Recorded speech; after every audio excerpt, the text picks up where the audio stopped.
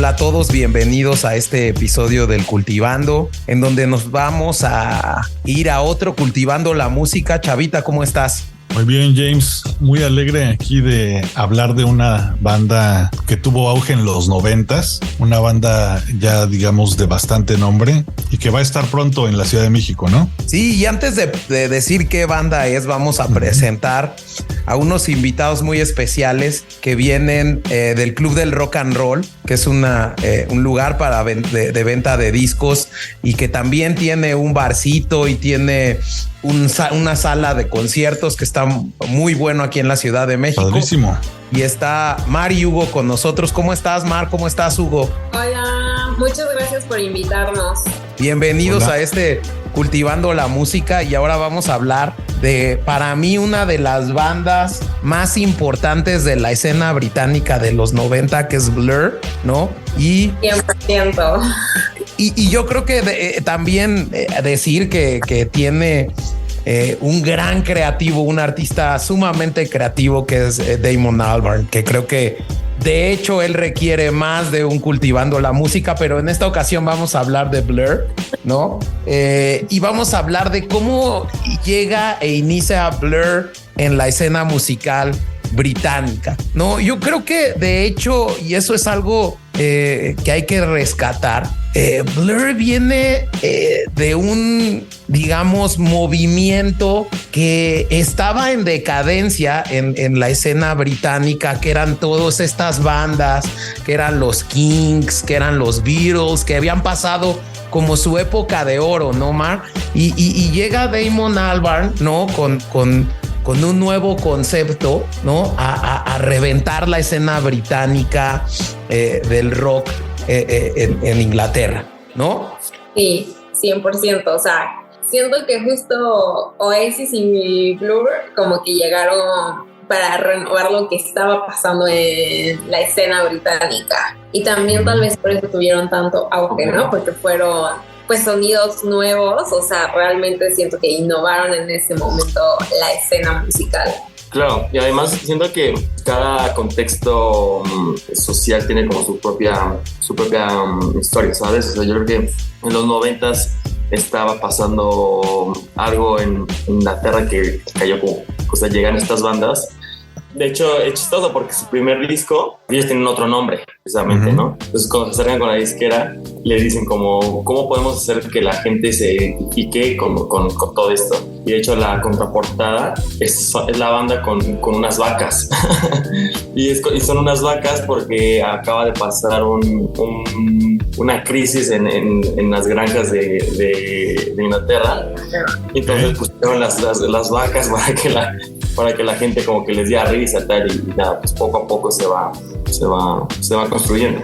Sí, de hecho yo lo que leía en su momento es que Albarn se conoce con Alex James, que es el bajista, en una escuela que es el Goldsmith College, ¿no?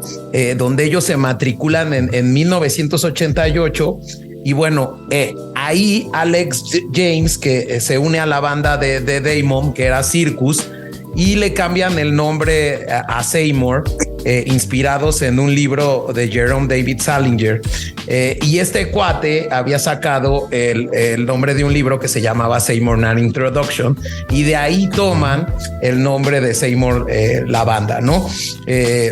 Para recordar, la banda está integrada por Damon Albarn en las voces, Graham Coxon en la guitarra, Alex James en el bajo y Dave Rowntree en la batería. Rowntree había sido baterista de esta Seymour desde antes. Ahí se integra Graham Coxon, que era amigo de la infancia en Essex de Damon Albarn. Y bueno, Damon Albarn estudiaba en este Goldsmith College con James, ¿no?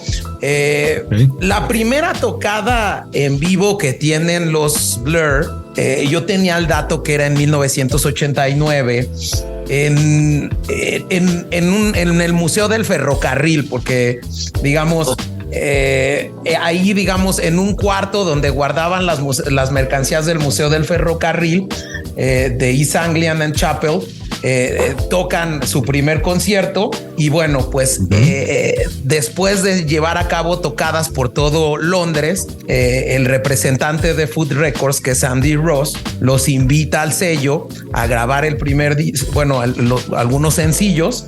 Y bueno, lo que decían en su momento los de Foot Records, ¿no? Que me parece algo bastante chistoso, que una discográfica que se llame Discos Comida o Comida de Discos le haya decidido cambiar el nombre a la banda, porque fue quien le recomendó que Seymour no era un nombre vendible, que sonaba muy anticomercial, y eso genera que, bueno, les pongan algunas opciones de nombres y, bueno, pues la banda se queda con Blur. Órale.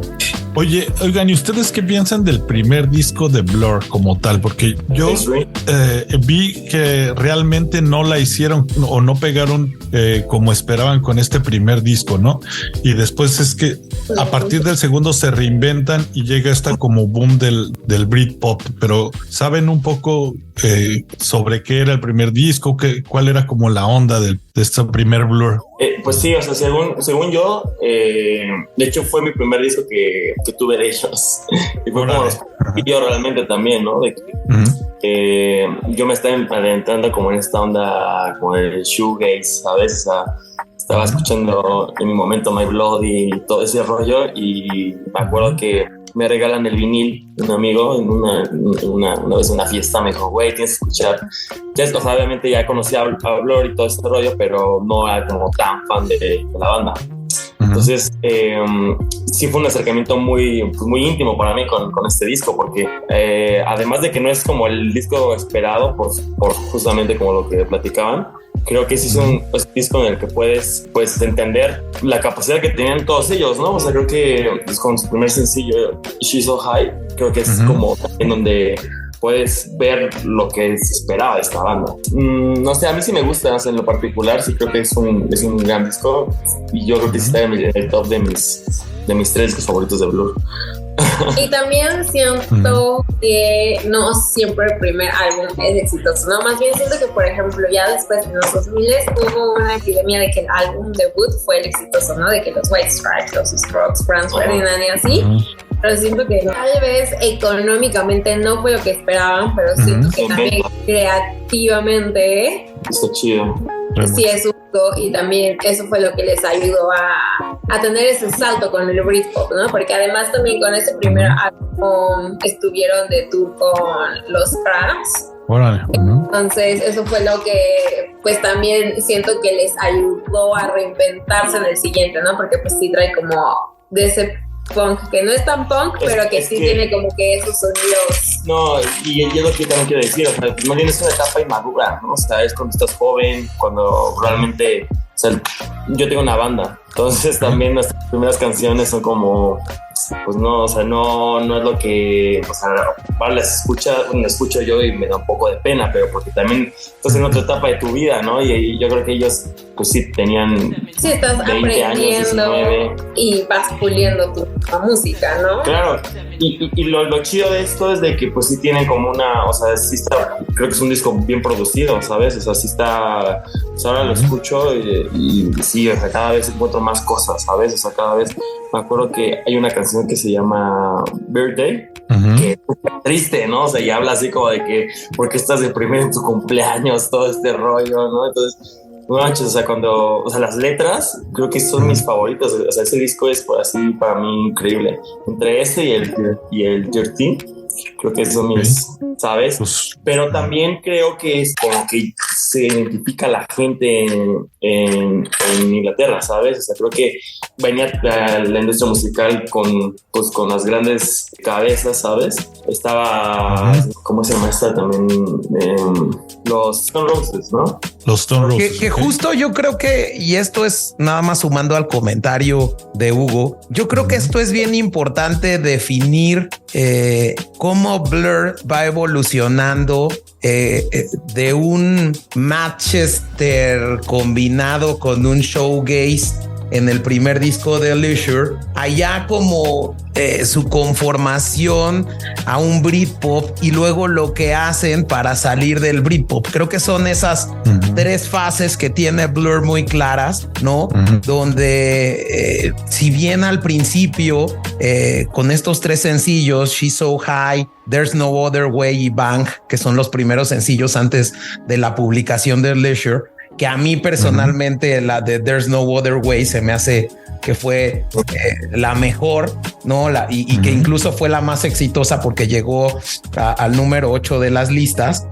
Creo que ahí Blur venía de dos de dos géneros que lo inspiraban, que era este Manchester, ¿no? Donde antes del Manchester estaban los Smiths, New Order, The Fall, ¿no? Y que luego esta música se combina con el tema de todos los clubs que habían en Manchester, como el de Hacienda, ¿no? Donde empiezan a tocar house, ¿no? Y que empiezan a surgir los clubs de Manchester muy famosos en esa época, y combinado con estas bandas y con los Stone Roses, los Happy Mondays, los Inspiral Carpets, empiezan a forjar esto que es el Manchester, ¿no? Y luego se combina con esto que es el baggy, ¿no? Donde todos los chavos de Londres andaban con sus baggies, con sus camisas. Pero justo es eso, perdón por interrumpirte. O sea, creo que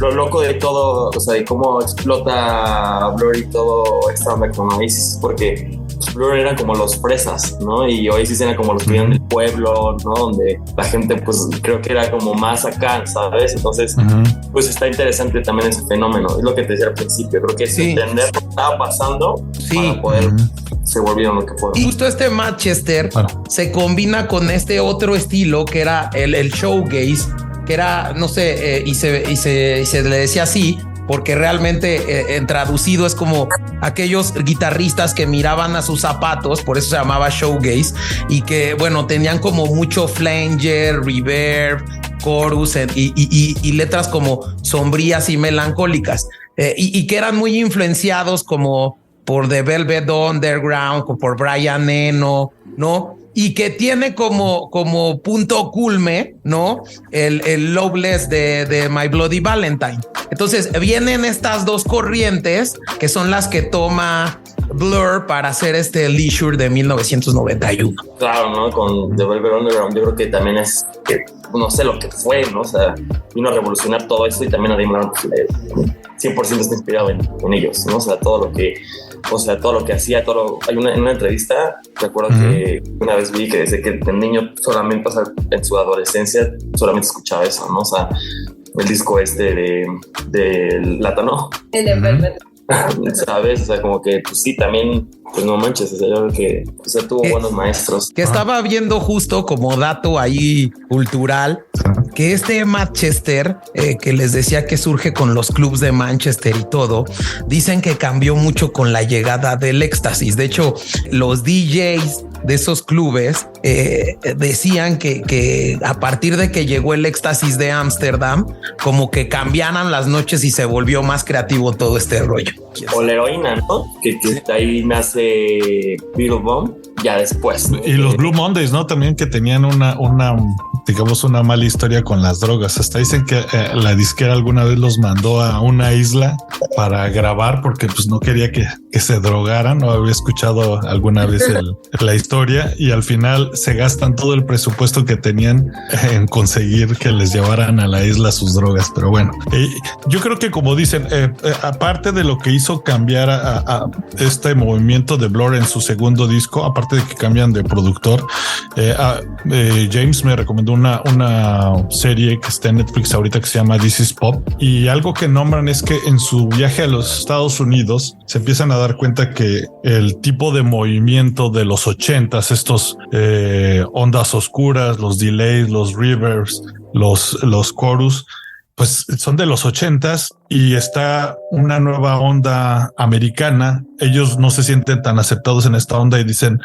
tampoco vamos a buscar ser americanos, no vamos a ser como Nirvana. Nosotros tenemos que buscar nuestra identidad inglesa, y dicen: vámonos a hacer un disco muy inglés que hable de temática inglesa, bueno, o lo que para ellos representaba Inglaterra, y entonces lanzan su siguiente disco, se llama Modern Life in Rubbish. Modern Life.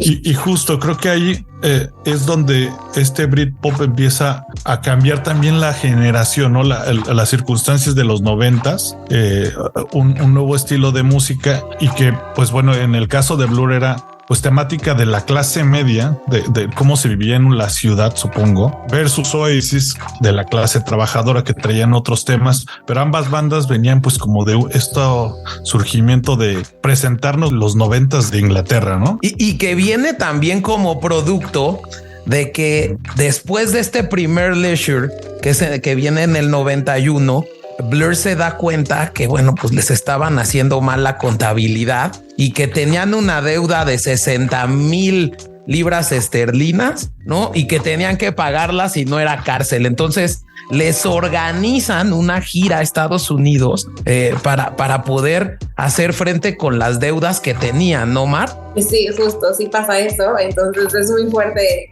pero también siento que, como dice Hugo, no son tus errores de la juventud. Sí, o sea no, y también es parte de cuando, de tu aprendizaje, de tu carrera. Sí, o sea, es parte de la industria musical, o sea, realmente, no sé, como que, o sea, sí está gacho que sucedan esas cosas, pero a ver, o sea, lo que tiene que pasar, o sea, cualquier banda, no hay ninguna banda que no la cague en el camino, porque ni siquiera es como que la dejes de cagar. Exactamente, ¿no? Y ahorita que estabas comentando todo esto de que se van a Estados Unidos a hacer esta gira, yo, o sea, tenía entendido que pues también estaba como esta presión, o sea, es que según yo, para entender a Blur tienes que entender a la disquera. O sea, como que es un buen ejemplo de lo que sucede, ¿sabes? O sea, porque la disquera todo el tiempo estaba atrás de ellos. O sea, todo el tiempo era como... O sea, de hecho ellos se quejaban porque los mantenían como un producto, ¿no? O sea, todo el tiempo era así como de que la merch, tal, este güey es el guapo de la banda, el sex symbol, lo mandaban a Damon, lo mandaban a programas así como de señoras. O sea, salía así como si fuera en, no sé, como en Venga la Alegría, y lo ponían ahí en la mañana a hablar con estas personas. Entonces era como de que pues sí, flotaban. Yo creo que sí había eran épocas diferentes en las que pues sí se pasaban de lanza, ¿sabes? Entonces creo... Y que también la industria discográfica había volteado a ver lo grande que había sido el grunge, ¿no? Y como que habían hecho un poquito y habían relegado un poquito a la música inglesa.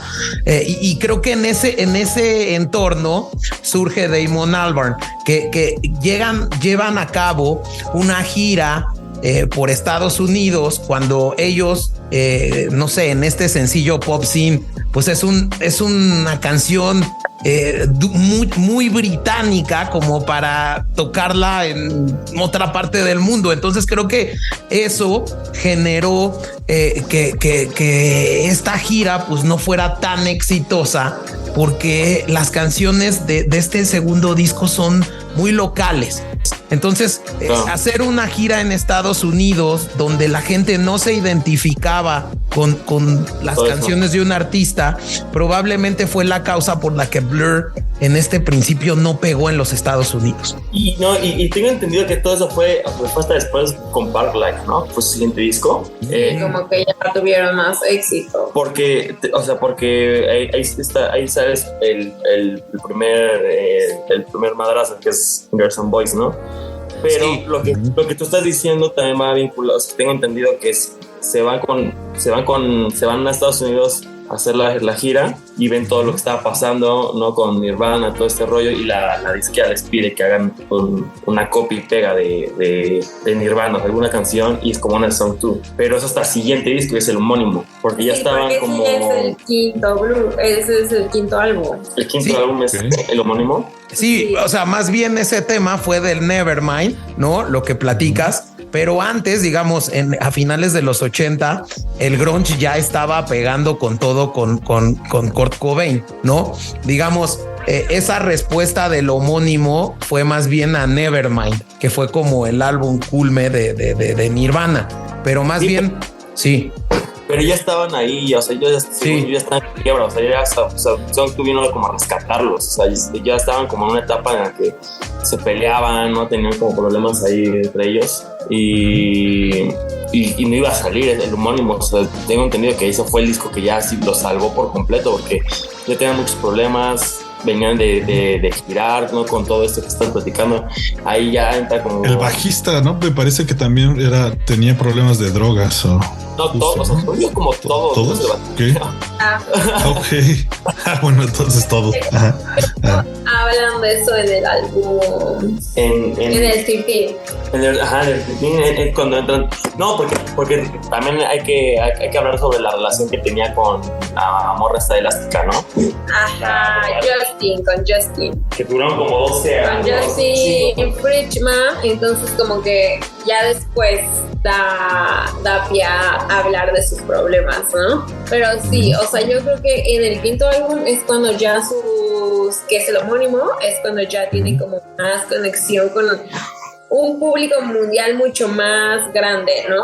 O sea, como dicen, en los primeros 4 álbumes tal vez fueron demasiado locales y también pues estilísticamente y líricamente pues estaban muy enfocados en sus problemas que tenían pues como británicos. Como banda.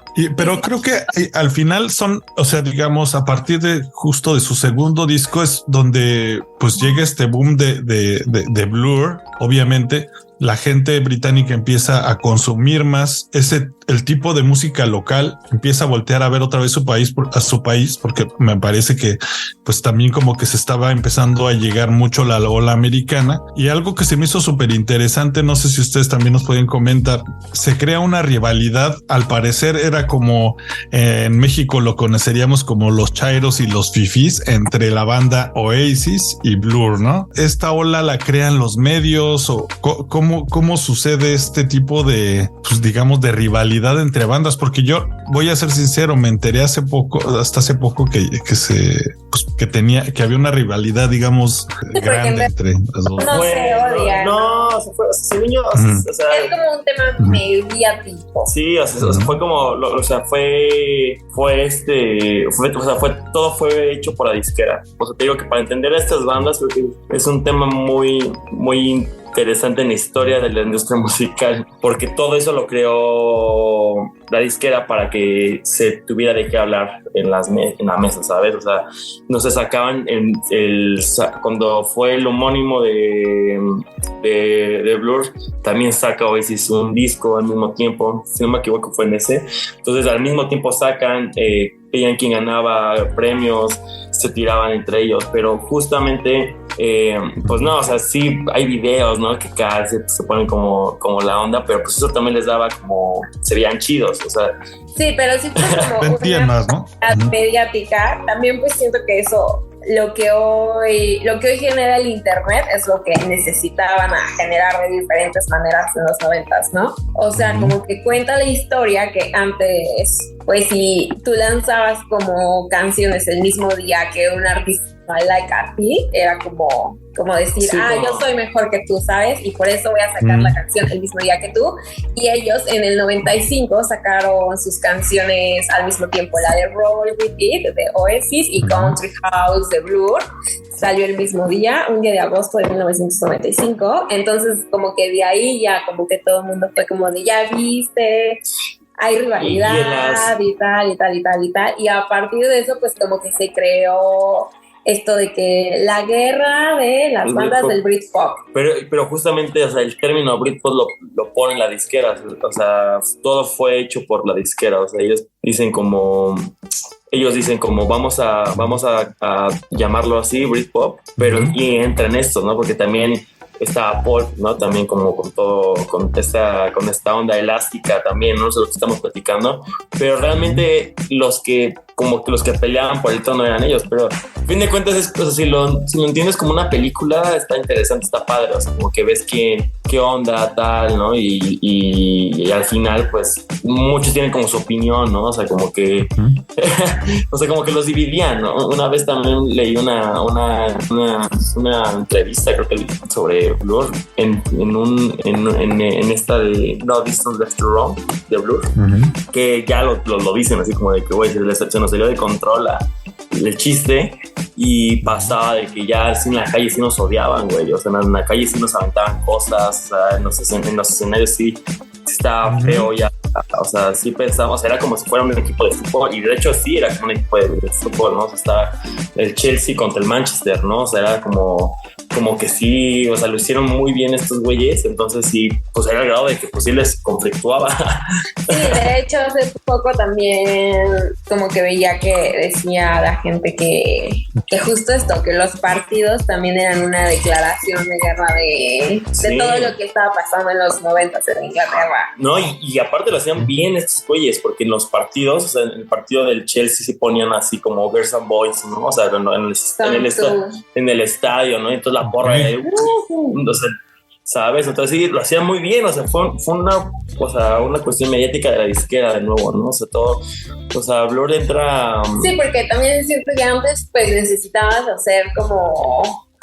hacer los temas relevantes de maneras diferentes, ¿no? Hoy porque tenemos el internet también siento que nos acostumbramos a que todo es más inmediato y que hoy, no sé, hoy tal vez estamos preocupados por Acapulco, pero la siguiente semana nos enteramos de un nuevo problema y pues nos enfocamos en ese y así, pero sí, yo siento creo que antes los temas mediáticos tenían que manejar de distinta manera. Claro, totalmente. Llegaban por la televisión definitivamente, ¿no? ¿Y ustedes qué creen de, digamos, de sus primeros 3 discos? O sea, para no perder un poco la cronología, el productor, o bueno, de sus siguientes 3 discos, y creo que son en los que pues tiene más auge de la banda, está el productor Stephen Street, ¿no, James? Sí, digamos, Madonna, ¿no? Estos 3 discos que son Modern Life is a Rubbish, Park Life y el de Blur y The Great Escape. Yo creo que son los 3 discos que representan el Britpop de Blur, ¿no? Yo creo que también está o sea, yo creo que yo también uniría el siguiente, el 13. O sea, creo que ese disco, o sea, yo creo que ese disco también es así como, o sea, no manches, para mí es así como donde también me descubrí como, o sea, que sí está muy experimental la comparación de lo que estaban haciendo, pero llega Coffee TV, ¿no? Y también está No Stand Left to Wrong, que es para Justin, y también es como de que pues justo Damon dice que ese también es de los más importantes, pues porque hablan de sus problemas más personales, las rupturas amorosas, de todas las consecuencias de usar drogas, y así. Entonces sí es como un álbum. Sí, duro. Yo sí lo veo. Pero musicalmente es bastante distinto, ¿no? Justo es creo que lo que le dio al productor. O sea, sí, exacto. Pues, ese era como mi punto. Perdón, o sea, no le quito relevancia justo al 13, más bien hablaba como esta onda pop la da este productor. Exacto, como la respuesta del Britpop. O sea, después de que el Britpop entra en decadencia, creo que Blur se sabe reinventar y esa es la razón por la que surge el homónimo y el 13. Creo que en algún momento leí en una revista que lo que genera Blur es como, digamos, su grunge, por así decirlo, ¿no? O sea, pero es que, o sea, también lo loco de todo eso es de que, o sea, yo creo que, o sea, en cada disco tenían como un madrazo, o sea, en cada disco tenían como ¿sabes? O sea, por ejemplo, después del 13 se sale Graham Coxon de la banda. Y de hecho, lo más, o sea, también, o sea, te voy a argumentar porque creo que el 13 es así un disco. Porque, de hecho, los primeros demos de Gorillaz, o sea, el Tomorrow Comes Today de Gorillaz era una canción para ese disco.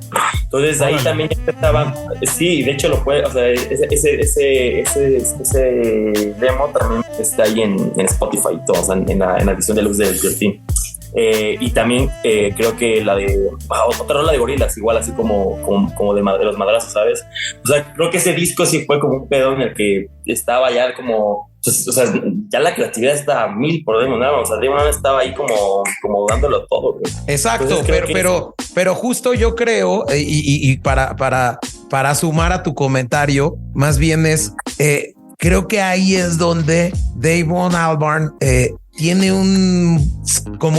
una chispa de creatividad donde determina salirse del Britpop y crear su género. Creo que para mí lo que hace el homónimo y el 13 es salirse de lo que se estaba haciendo. O sea, como que Blur dijo, todo el mundo está tocando Britpop, yo me voy a salir del Britpop, voy a empezar en un tema como más alternativo, más creativo, más una esencia que incluso yo creo que por eso son los dos álbumes que para mí consolidan a Blur, que es como, ¿sabes qué? Pues ahora voy a hacer lo que a mí me gusta, como lo que pasó en su momento y lo platicábamos con The Cure con Disintegration. A lo mejor Disintegration no va a ser el primer álbum que venda millones de copias, pero es el álbum de una banda icónica que ya se hizo icónica y que ahora voy a hacer lo que yo quiera, lo que pasaría ahorita, por ejemplo, con Tranquility Base Hotel and Casino de Arctic Monkeys, por ejemplo. Ok, pues sí puede ser, porque también siento que el homónimo todavía está como, pues justo tiene Song 2, que sí es como de las que sí, fueron ganadoras del Britpop. Sí, yo me acuerdo que yo la primera vez que escuché Song 2 fue en Rock Band, ¿no?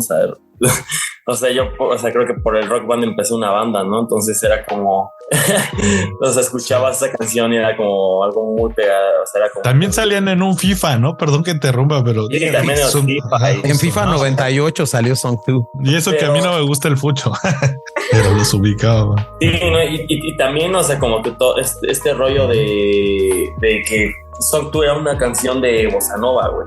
O sea, era el Damon se acaba de ir no sé qué viaje y él estaba bien clavado con el bossa nova, entonces crea el demo de Song 2 y está en bossa nova, también está en internet ahí por ahí el demo, güey. Y pues, imagínate, de que el madrazo era como era otra onda y la disquera les dice como no mames, tienen que copiar lo que está haciendo Nirvana, tienen que pegar en Estados Unidos, tal. Y ya Graham Coxon les la inventa y que desde ahí empezaban como los problemas de egos de banda, ¿no? El problema como de quién es mejor, qué tal. Pero yo creo que también lo que hace muy grande a Blur no es como los discos, o sea, sí, claro que tiene que ver, ¿no? La música, lo que ha hecho, pero de que ahorita sus casi 60 años, si no es que ya 60, ¿no? Tienen como 58, 59, sigan con la misma alineación, o sea, eso para mí es así como increíble, güey. O sea, yo creo que es como... ¿sabes? O sea, es tu familia, o sea, es como si tengas una relación de pareja por años, ¿no? O sea, como... No, definitivo. Y sumando a eso es que creo que se han sabido reinventar. De hecho, creo que se han adaptado a los caracteres de cada uno y a mí me parece que aquí el ego de Damon Albarn se ha complementado con un carácter más pasivo que tenía Graham Cox. Como yo lo imagino a Graham y leyendo su biografía como John Frusciante. Es un cuate que no estaba, no le interesa mucho la fama, ¿no? De los Red Hot Chili Peppers, y esas son las razones por las que luego entra en estas crisis existenciales, John Frusciante. Y Damon Albarn sí le gustaba la fama, sí le gusta ser reconocido, sí es el rockstar, ¿no? Él es el que propone y el otro complementa, ¿no? Exacto. Pero, y yo creo que también la personalidad de Albarn, no lo conozco bien, pero por lo que he visto en entrevistas, yo creo que no es justo como Robert Smith de The Cure, que es dominante. Yo creo que es una persona un poquito que se deja más empapar de sus bandmates, ¿no? Porque ustedes dirían que Blur es, perdón que interrumpa, pero ustedes dirían que Blur es Damon Albarn o Blur sí es el conjunto. No, o sea, yo creo que más bien, o sea, es lo interesante, güey. O sea, de hecho, de su último disco también podemos ver algo así, ¿no? O sea, de que lo platicamos ella y yo el otro día, o sea, si escuchas este disco, el último que acaba de salir, puedes decir como está muy Damon Albarn, ¿no? O sea, se ve como súper soft y como muy baladas, ¿no? Y como sus discos es que tiene como medio Brian Eno, ¿no? Sí, justo. Pero no, o sea, lo que yo pienso es de que no realmente, o sea, parece eso, pero yo creo que lo que hace a Blur es como el sentimiento de la unión, o sea, repito, yo creo que para mí, o sea, de que Damon puede hacer sus canciones y puede salir y ya está, ¿no? Pero no es lo mismo que llegue alguien y toque la guitarra contigo y que tenga el mismo sentimiento en el escenario y que... O sea, pero lo que yo sí creo es Damon tiene personalidad que destaca y a veces por eso se puede confundir con eso, ¿no? Y su figura artísticamente pues también ya es muy relevante. Sí, más extrovertido. O sea, siento que es como, o sea, a mí como que algo me recuerda un poco a David Bowie porque siento que puede ser un artista multifacético, ¿no?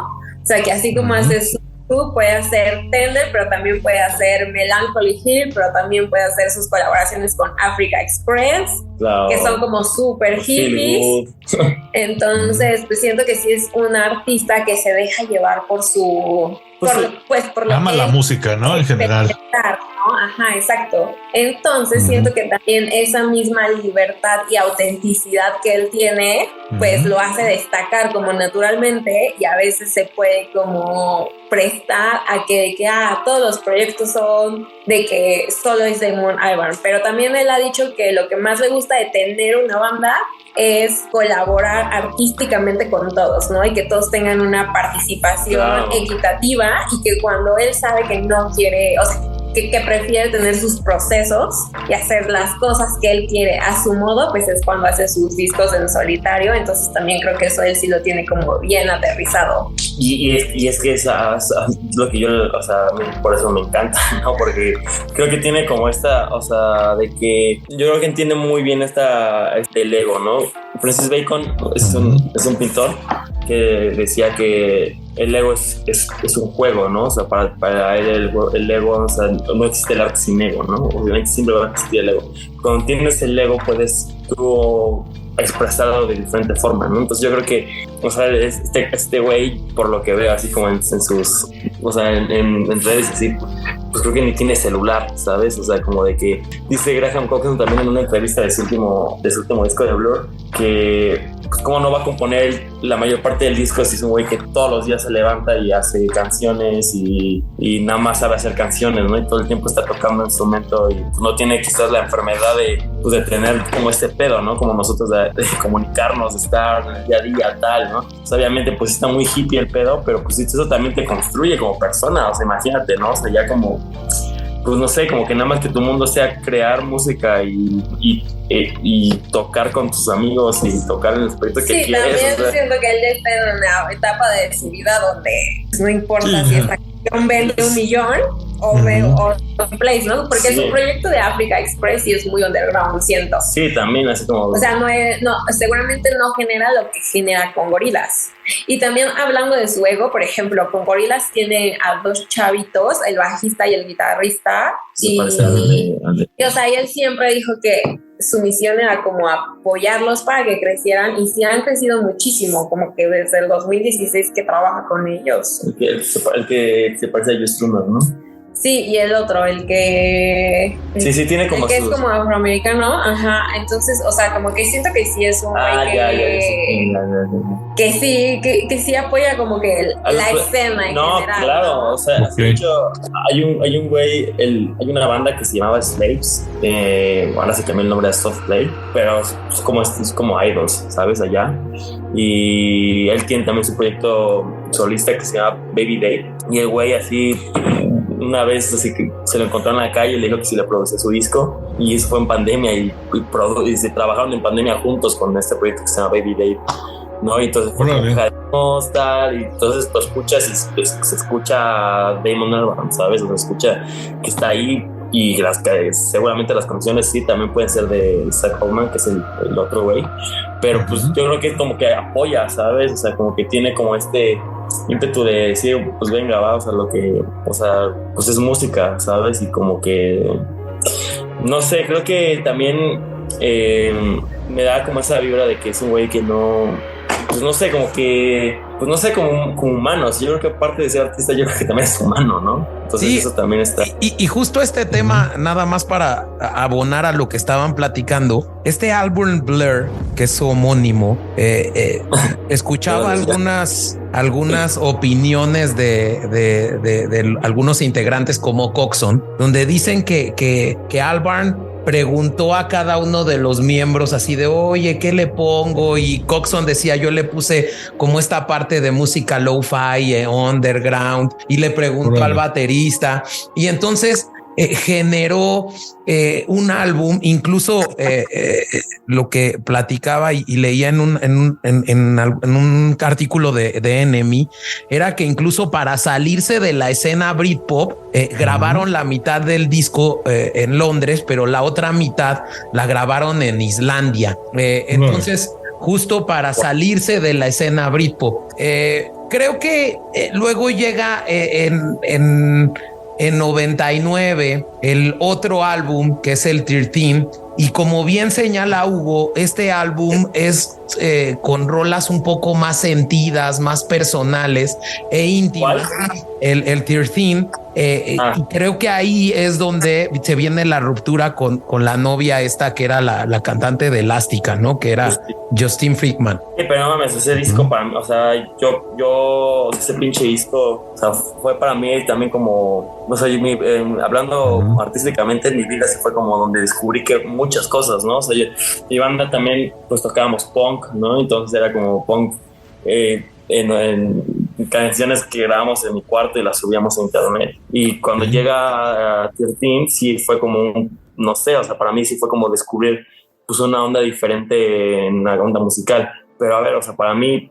Y las influencias que tiene, por ejemplo, perdón, y las influencias que tiene este álbum, por ejemplo, con el sencillo Tender, que tiene como un poco de gospel, y luego el hitazo que fue Coffee and TV, creo que y que raramente, ¿no?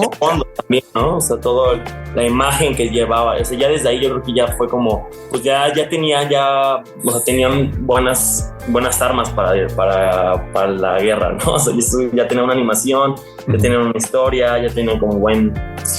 Sí, ¿Creen que este fue su disco cúspide entonces, el 13? No, y además para mí, ¿no?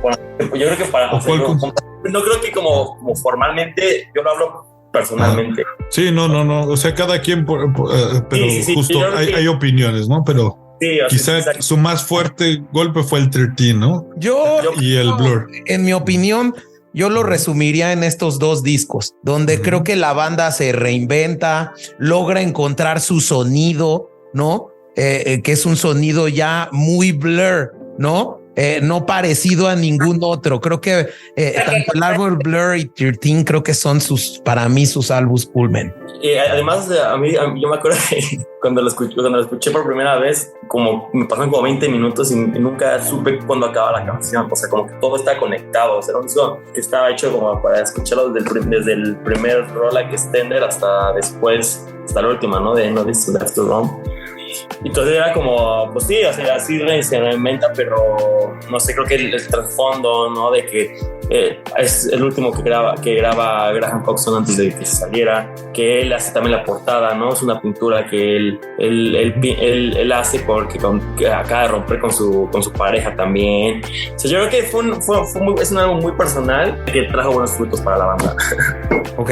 Y luego viene como una desintegración de la banda después de estos dos álbumes que estaban en el culmen. De hecho, nada más para adicionar, Coffee and TV la canta Coxon, no la canta Damon Albarn. Pero bueno, después del 13, creo que cada quien jaló por su lado, ¿no? Creo que Damon Albarn se va a grabar Gorillaz, creo que Alex James trabajó con Fatless, coescribió canciones de Sophie Elix Bextor.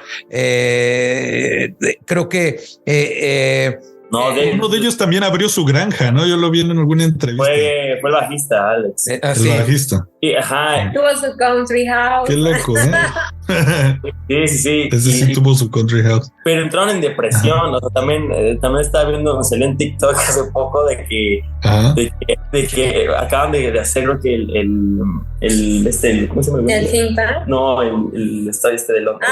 Wembley. Acaban de hacer también ese pintaje, entonces fue como la post, o sea, de que venían a hacer un estadio y después sacan el disco, hacen estadio, se paran a la chingada y se quedan así ya solos. O sea, sí, Damon que se va con Gorillaz, te va mejor, pero pues los otros güeyes no. O sea, los otros güeyes sí entraron como en una depresión. Graham Coxon pues hace su disco solista, ¿no? Que también le va medio bien, pero bajo la sombra de Damon con Gorillaz. O sea, al fin de cuentas, pues no hizo como lo que esperaba. Que también grabó canciones para películas, para una muy, muy grande, celebrar Pitt y todo este rollo. O sea, como que sí, cada quien entra en su rollo, pero pues no, ya no. Y luego se quedan, hacen el Power Trio, ¿no? Que son con el Think Tank.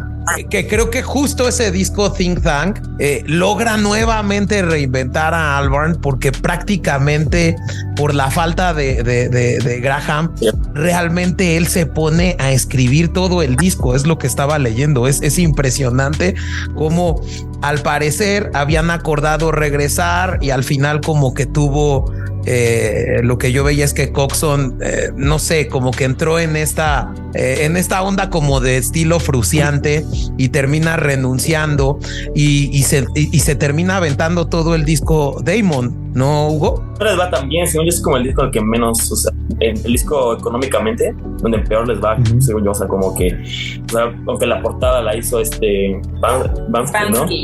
Que también Bansky, era, órale.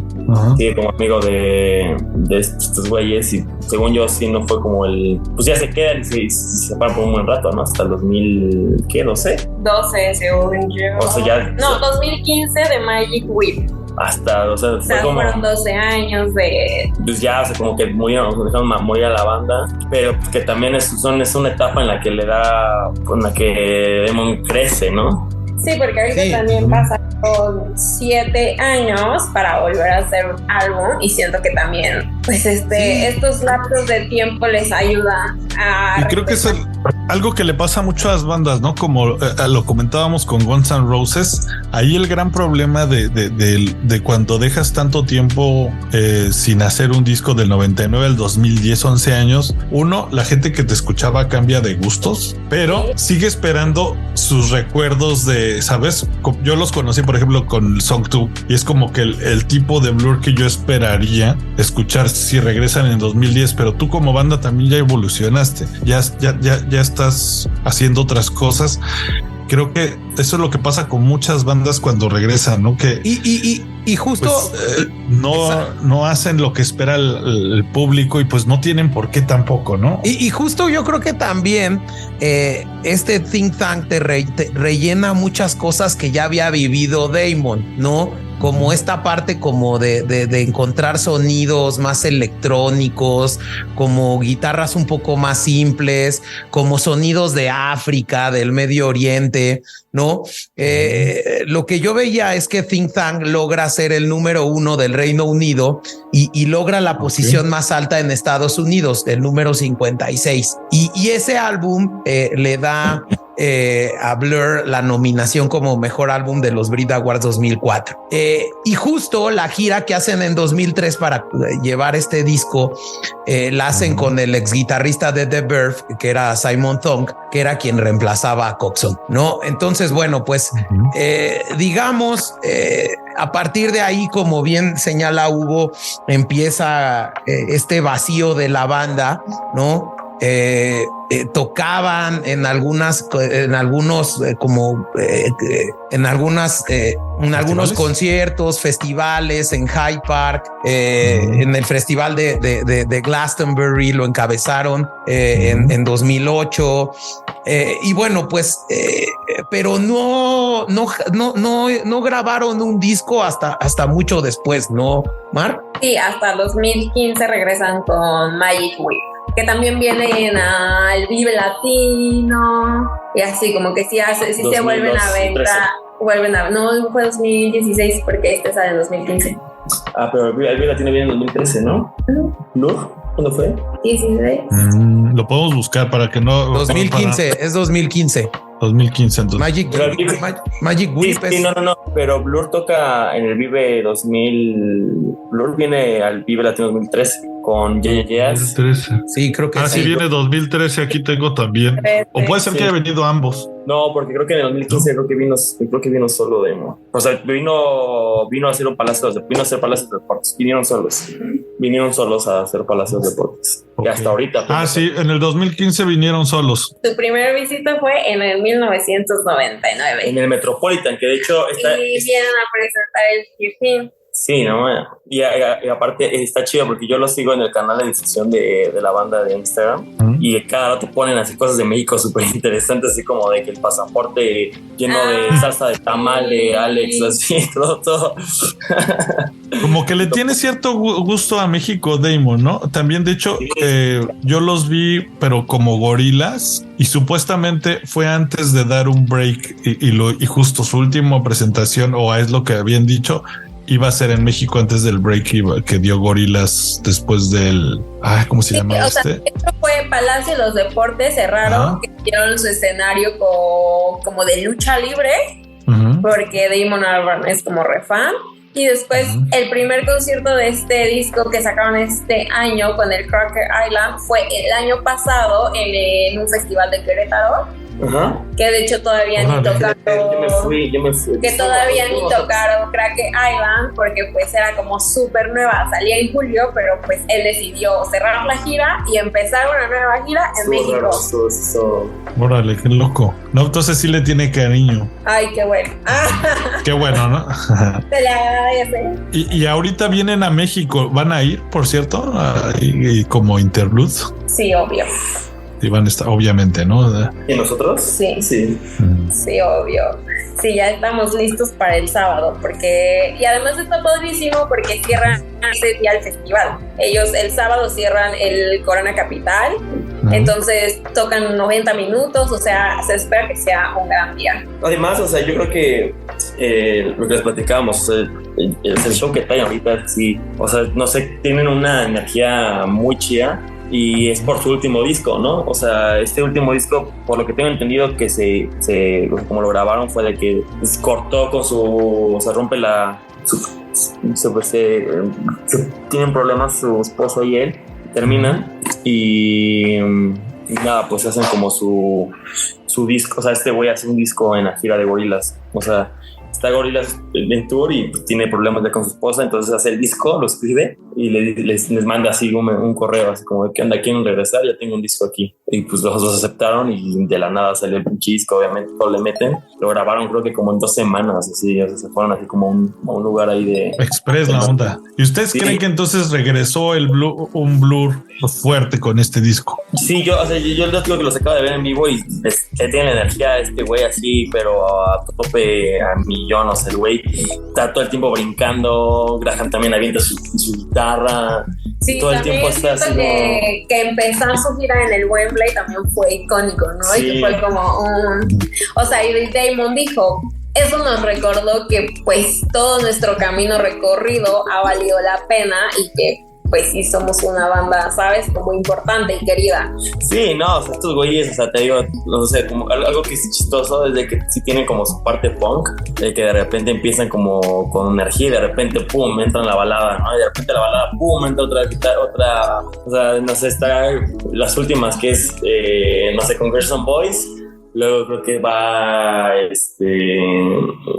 Tender, ¿no? Y después se va a Tender como Tranqui, después se va como con Song 2, después Song 2 va The Narcissist, ¿no? Entonces se saben armar el show, ¿no? Sí se sabe. Sí, o sea, como que van y de repente, o sea, como que no se callan, todo el tiempo están así como dándole y de repente tienen como su parte en la que tocan la de Sing, de su primer álbum. Entonces también como super shoegaze, ¿no? Como hipnótico el riff y está muy chido. O sea, sí, si tienen oportunidad, sí váyanse a verlos. Súper. Tú, James, sí. ¿Cómo conociste a Blur? Yo creo que fue con Song 2 que sonaba en el FIFA 98 y bueno, luego ahí esta canción que a mí me encanta, que representa como ese Blur original, ¿no? Como ya no tan influenciado. Creo que representa como este Blur. Para mí estas dos, no sé, mis canciones favoritas están en estos dos discos, digamos. salvo el Park Life que trae esta Girls and Boys, que a mí me encanta, ¿no? Creo que todos mis discos favoritos son el homónimo, que es el Blur, y el 13, que creo que generan este nuevo concepto de música que llegó y que en gran parte está enriquecido por cada uno de los integrantes del grupo. Tú, Chavita, ¿cuáles son tus discos favoritos? Yo creo que concuerdo contigo. Voy a serle sincero, el último no lo he escuchado, tengo ganas de escucharlo. Le he perdido ahí un poquito la vista a Blur, pero sí, de acuerdo. Yo creo que esos dos discos o los dos últimos marcaron más pues esta onda de la cultura y pues quién no se acuerda de este video de las lechitas, ¿no? Esta onda de la cultura pop de los años 2000. Ibas a los Halloween y no me llegó a pasar 2 veces tipos que se vestían de la lechita, lo hacían de cartón y decías, órale, qué cool. Pues sí, creo que han sido una banda que además de musicalmente han creado como este tipo de conceptos. Y bueno, Damon pues después saca una banda que pues es de caricaturas, ¿no? Que es una banda supuestamente virtual, que mucha gente pues ni siquiera ubicaría a Damon, ¿no? Sería como Daft Punk, que es como de personajes. Ay, les queremos enseñar unas lechitas que tenemos. Okay. Ah, mira, y para los escuchas, ellos tienen un altar casi de Blur, ¿no? Es ahí en el club del rock and roll y tienen una de las lechitas. Es más de Bowie, de hecho está Cerati y Bowie, pero sí tenemos unas. Órale, las lechitas y que es como un DVD, no alcanzo a ver bien atrás. Ah, no, creo que es solo un cuadro, ¿no? Es un cuadro, no se ve muy bien, que nos está reflejando. Una foto para que mejor la pongan. Va. ¿Eso lo pueden visitar la gente o es como parte de las oficinas, por ejemplo? Sí, se los podemos enseñar, pero justo está en nuestra oficina, no está como tal, no está al público. Afuera, pero sí se los podemos presumir. Oye, Mar, Hugo, pues díganos dónde podemos seguir el Club del Rock and Roll, dónde los podemos visitar. Platíquenos más de este proyecto que traen del Club del Rock and Roll. Pues nosotros somos una tienda de discos que ahora está en una nueva ubicación con el fin de crear comunidad, ¿no? Entonces justo tenemos algo que nos ha ayudado y que nos gusta muchísimo, que son las listening parties, que son noches donde vienes a escuchar a tus artistas favoritos, ¿no? Así de que es una noche temática de Blur, donde no solo la música es curada, sino también los tragos, la decoración, todo. O sea, nos esmeramos porque sea una noche inolvidable. Y pues también tenemos... La convivencia, ¿no? Como que conoces ahí, llega un chavita y ya se nos acerca y hablamos de Blur. Toda la noche. Un fan, ¿no? Y, justo, sí, eso está súper bueno, conectarse entre fans y echar unos tragos, está buenísimo. Una comunidad interesante y también tenemos la sala de conciertos, tenemos firmas de autógrafos, hace poco tuvimos a Julieta Venegas, a El Mató que motorizado. Entonces, pues justo somos una tienda de discos que ofrece como experiencias alrededor de la música para poder conectar entre todos nosotros. Sí, yo el año pasado tuve la oportunidad de ver ahí a una de las bandas que estuvo en el Corona haciendo un acústico muy buena, la verdad.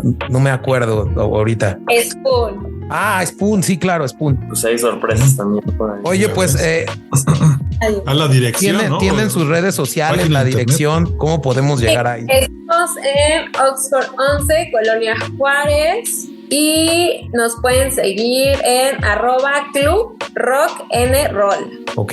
Y estamos, pues sí, a unos pasos de Reforma, o sea, entre el Ángel y la Diana, en la calle Oxford 11. Súper. Agradecemos mucho la presencia aquí, que ellos nos ayuden ahí a vislumbrar lo que es Damon Albarn con Blur, cómo tuvo este avance, esta evolución, esta banda que a mí me encanta.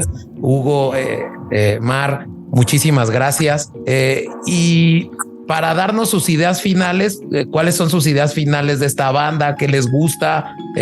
¿Cuál es su rola favorita? ¿Algún video que recomienden a la comunidad? Y por último, les vamos a dejar la responsabilidad de poner la rola que corte cultivando. Y yo creo que tiene que ser alguna de Blur. Entonces, pues si pueden decidir entre los dos. Muchas gracias. Pues a ver, ¿cuál? Sí, también She's So High. She's So High, creo que hablamos muy bien del primero, entonces She's So High. Cerraremos con She's So High.